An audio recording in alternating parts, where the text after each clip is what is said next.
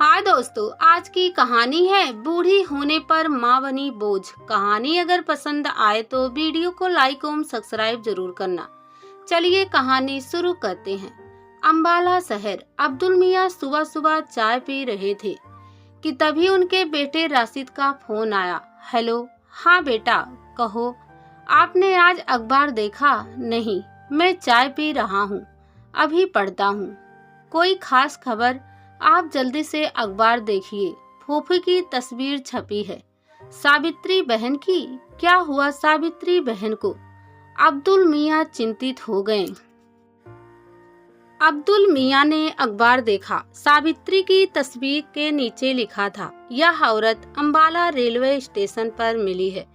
जो कोई इसे या इसके बेटे को जानता हो, इतला करे। यह यमुना नगर के वृद्ध आश्रम में है। साथ में एक फोन नंबर भी दे रखा था। खबर पढ़कर अब्दुल मियाँ के पैरों तले की जमीन खिसक गई। वह उसी समय यमुना नगर में अपने एक दोस्त को फोन मिलाने लगे। कादिर मियाँ, कैसे हो? मियाँ, बहुत दिनों बाद याद किया। कोई खास बात? क्या यमुना नगर में मेरा घर नाम का कोई वृद्ध आश्रम है? हाँ है। क्या हुआ? वहाँ का रहन सहन खान पान कैसा है? वह बुजुर्गों को ठीक से रखते हैं ना? बहुत अच्छा।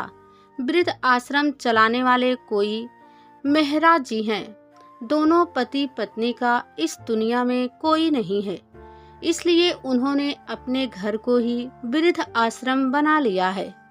जो भी कोई बुजुर्ग बेसहारा या बच्चों का सताया होता है, वह यहीं आता है।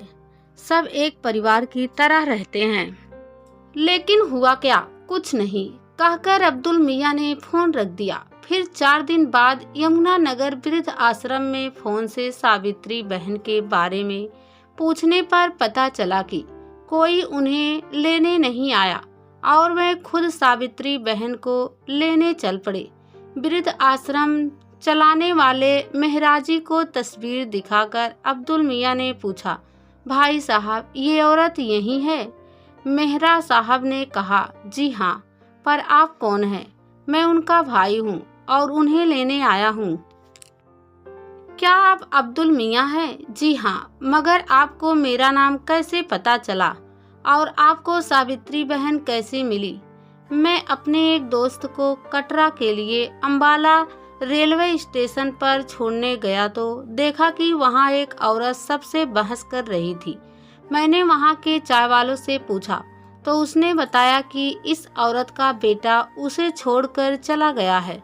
सुबह से भूखी बैठी है और कह रही है कि उसका बेटा आकर उसे ले जाएगा, लेकिन सब कह रहे हैं कि वह नहीं आएगा।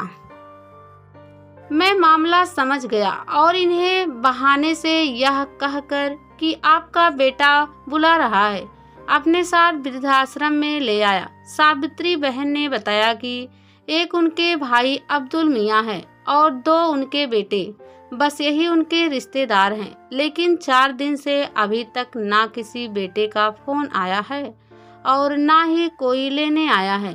सावित्री बहन कह रही थी कि उनका एक बेटा दिल्ली में और दूसरा बेटा पुणे में रहता है।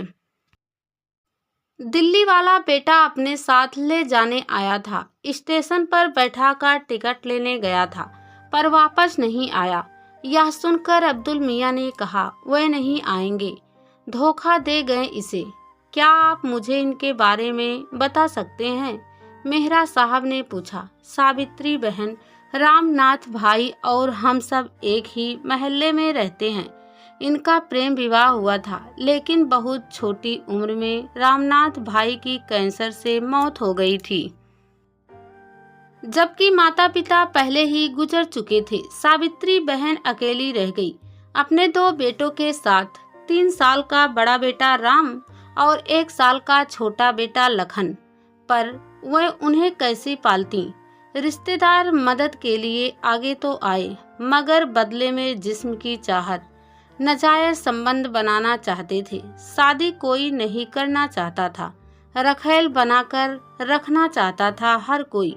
लेकिन सावित्री बहन ने सबको मुंहतोड़ जवाब दिया। सावित्री बहन की हिम्मत देखकर मैंने सावित्री बहन से कहा, जो किराने की दुकान रामनाथ भाई चलाते थे, आप उसे चलाओ। मैं सामान लाने और ले जाने में आपकी मदद करूंगा। मैं सावित्री बहन की थोड़ी बहुत मदद कर दिया करता था। सावित्री बहन ने उस दुकान को फिर से चलाना शुरू किया और अपने बलबूते पर दोनों बच्चों को पाला, पढ़ाया लिखाया, इस काबिल बनाया कि एक बेटा पुणे में, दूसरा बेटा दिल्ली में अच्छे ओहदे पर नौकरी करने लगा। तो उन्होंने अपनी माँ को दुकान बंद करने की सलाह दी। मैंने भी सावित्री बहन से कहा कि अब बच्चे कमाने लगे हैं, तुम आराम करो। उसके बाद सावित्री बहन ने दुकान बेचकर दोनों बेटों की शादी की, लेकिन शादी के बाद 6 महीने तक एक बेटा और फिर 6 महीने दूसरा बेटा उन्हें अपने साथ रखता। मुफ्त की नौकरानी जो मिलती थी, लेकिन कोई भी हमेशा के लिए माँ को नहीं रख सकता था। उन्हें अपनी माँ बोझ लगने लगी थी। जब तक जरूरत थी तब माँ को रखा, अब अपने बच्चे पल गए, नौकरानी की जरूरत अब नहीं तो छोड़ दिया। इस पर मेहरा साहब ने कहा, लेकिन इनका अपना घर तो है, नहीं रहा। बहुओं ने कहा कि माँ, हम दोनों परिवार शहर में किराए पर रहते हैं, आप यहाँ हमारे साथ रहोगी तो अंबाला का पुश्तैनी मकान बेचकर हम दोनों की शहर में अपना मकान खरीद लेंगे। मैंने सावित्री बहन को बहुत रोका कि वह मकान मत बेचे, क्योंकि मैं उनके बेटे को जान गया था कि वह उन्हें धोखा देंगे। लेकिन सावित्री बहन ममता में अंधी थी और उन लोगों की चाल नहीं समझ पाई। 15 दिन पहले ही मकान बेचा, 4 दिन पहले ही पूरी पेमेंट मिली थी। दिल्ली वाला लड़का और माँ को साथ लेकर आया और सारे पैसे लेकर माँ को टिकट लेने के बहाने स्टेशन पर बैठाकर खुद चला गया, जबकि वह दिल्ली से कार में आया था। आप ही बताइए, जो कार में आया वह ट्रेन में क्यों जाएगा? सावित्री बहन इतना भी ना समझ पाई कि उनका खून धोखा दे रहा है। मैंने पहले दिन ही यह खबर पढ़ ली थी, लेकिन 4 दिन इसलिए नहीं आया कि शायद किसी बेटे को शर्म आ जाए और इन्हें लेने आ जाए। अब्दुल मियाँ ने बताया। मेहरा साहब बोले, अब्दुल मियाँ, हम सावित्री बहन को रख रहे हैं, टीवी है, अगर वह जाना चाहें तो हमें कोई एतराज़ नहीं, लेकिन अगर वह यहाँ रहना चाहे तो यह उन्हीं जैसे लोगों का घर है, सबका अपना घर। हमने खबर केवल उनके कहने पर दिया था। जब वह दोनों बातें कर रहे थे तब अचानक सावित्री बहन वहां आ गई और उन्होंने कमरे के बाहर से सारी बातें सुन ली। उनकी आंखें भर आई और अंदर आकर वह अब्दुल भाई से बोली, अब्दुल भाई, मुझे जिंदगी ने धोखा दिया था, पर वह मैंने इन बच्चों के लिए बर्दाश्त कर लिया था, लेकिन अपने खून द्वारा धोखा बर्दाश्त नहीं होता। और इतना कहते ही उन्होंने वहीं दम तोड़ दिया। दोस्तों, जो औरत पति के मरने के बाद अपने 2 बेटे को पाल पोस कर पढ़ा लिखा कर नौकरी के काबिल बना दिया, क्या उसी माँ के साथ इन बच्चों को ऐसा करना चाहिए था? अगर उन माँ को नहीं रखना था तो उनका घर भी नहीं बेचवाते, वो किसी तरह कमा खा लेती।